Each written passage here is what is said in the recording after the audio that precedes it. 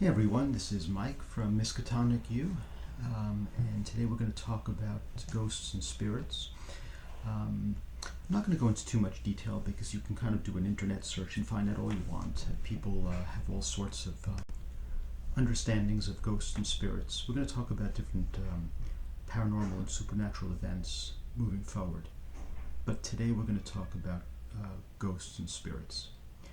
We'll talk about demons, we'll talk about cryptoids, extraterrestrials, and other paranormal and supernatural beings.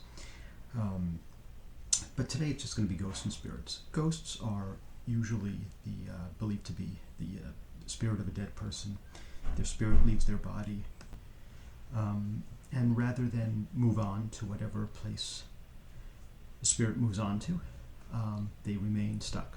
They remain stuck here on Earth, in our plane. Ghosts usually appear as the person, usually at the time they died, or kind of a misty apparition outline. They are usually tied to a place, sometimes to a person.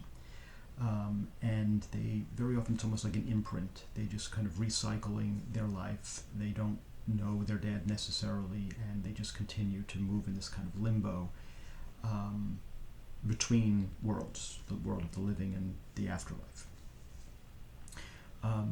Spirits, on the other hand, are closely related, but they tend to have more free movement. They can move around more.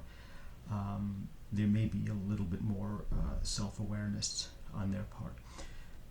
So ghosts and spirits are related, but they're slightly different. But the case in both is that they can create distress to people that they're around. And you have a couple of options. Some people take a very accepting approach and they say live and let live, so to speak. They're here, and as long as they don't hurt anyone, they're not the poltergeists that create mischievous activities and potentially can be harmful. And of course, demons are always harmful. That's different. And they said, look, we'll share the space together, no harm. We have to make accommodations. Other people, it's very distressing, especially if they have children. Sometimes animals are very sensitive to this, and they want to help the person move on, or the spirit move on.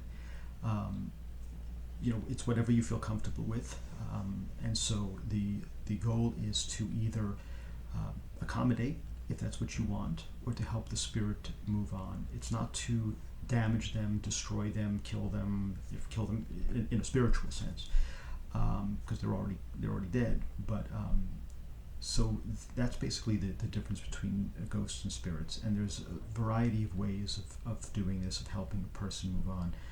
If the person that died, if you can identify them and you know what their religious background is, you can get a priest or a rabbi or an imam or some other religious spiritual leader to help them move on. Otherwise, you can do it on your own. They may not be aware that they are stuck here and they need to be shown the way forward. But it doesn't have to be a terrifying or frightening in the movies. Sometimes, usually in the movies, it is demons, not ghosts. Although certainly ghosts and spirits can be harmful depending on how much interaction they have with the real world, and moving things around, pots and pans, and furniture, and that can be quite frightening and sometimes harmful if things go flying and it hits you. So what we do is we try to help them move forward. Again, either accommodate, it's whatever you feel comfortable with and accept in a safe way, or help them move on in a respectful way. So this is what we would do. And so if you or anyone you know has any issues with ghosts and spirits, or you know someone who does, and you'd like some help in, again, either coming to some kind of an acceptance and accommodation, and or wanting to help them move forward, and even the emotional reaction to it. It can be quite frightening, and there may be some residual emotions and feelings that you're having in dealing with this sadness, grief, so we work with people to help them process this in many ways. So I hope this was helpful a little bit. Again, you can go into more detail on the internet. There's a lot of good stuff, a lot of good books that people have written on. This is just a really quick overview.